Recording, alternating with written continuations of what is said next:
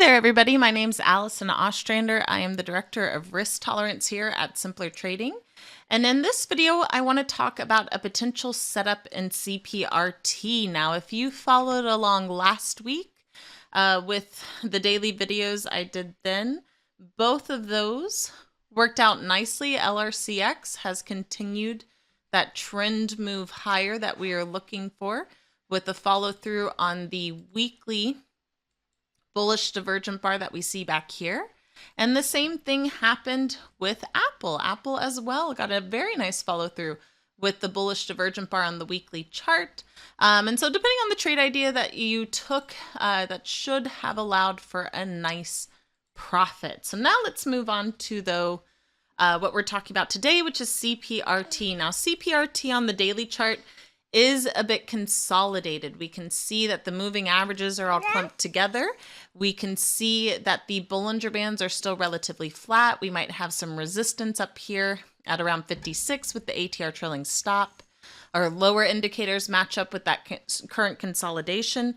But what I like about this chart, and one of the reasons why I wanted to share it with y'all today, is that it has a great daily squeeze that's been setting up. It's had recent true lows on the daily chart, but on the weekly chart in particular is where I like this setup. The weekly chart has had a nice overall trend move higher, reached recent exhaustion levels to where that started to pull back. While that reset, the underlying price pulled back a little bit and then consolidated. You can see we also have had some recent weekly true lows, always a good sign there. A nice squeeze.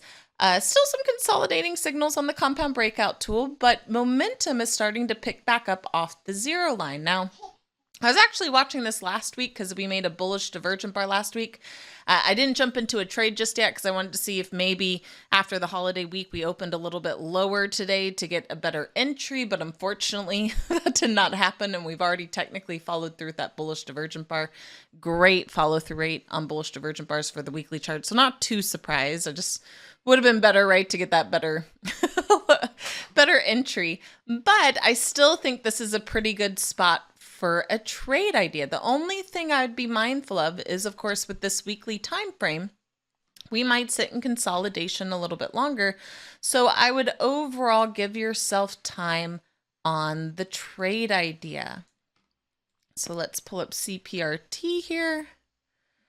And so a few different ways to trade this. It only has monthly expiration, so you do want to be a bit mindful of that. When the July monthly expiration goes, the August will be the next expiration. So you could go out here to August, look to jump into a long call. Right now at the money with the 55 strike is $1.45. So if we can start to trend higher in the next 30 days, maybe get that daily and or weekly squeeze to start to fire to the upside, this should start to go into the money and allow for a quick profit.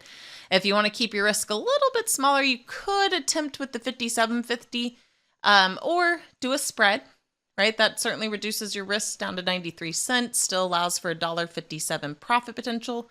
The reason why I like the idea of a long call myself, though, is because we have both daily and weekly squeezes. So if they start to fire to the upside and really get going, I don't want to limit my profit potential with a spread, right? I'd prefer that long call.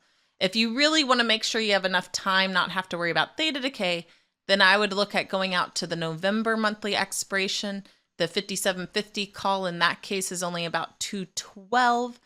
So if we can start to get going within this month or going into August with these squeezes firing to the upside, then, ideally this still has enough time on it to where it's not too affected by theta and can still allow for a really great profit to be taken. Now, I will say that my line in the sand currently is probably this 30 period simple on the weekly chart. Currently, it is at 52.88. If we start to see a stronger break below that, then I'd probably cut the trade. If there's any, capital left, protect it, and then watch to see how the ATR trailing stop holds. If that ends up holding at support at $50, which is also a nice psychological level, then that might be a place to re-engage. Of course, if it breaks that, then I wouldn't, at that time be looking at this as a bullish trade idea.